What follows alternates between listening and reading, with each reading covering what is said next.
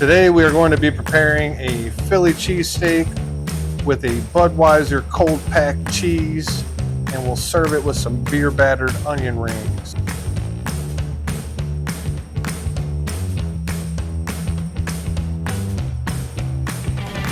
Oh, bye-bye.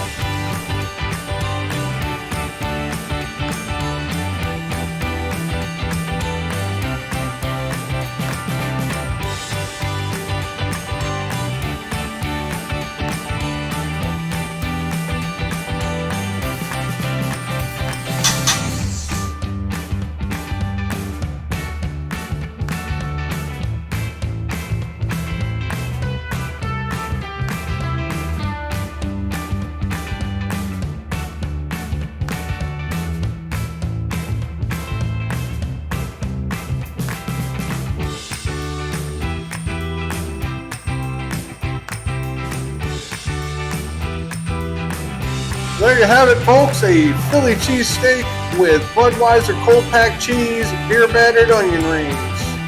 Thanks for cooking with FoodPRO.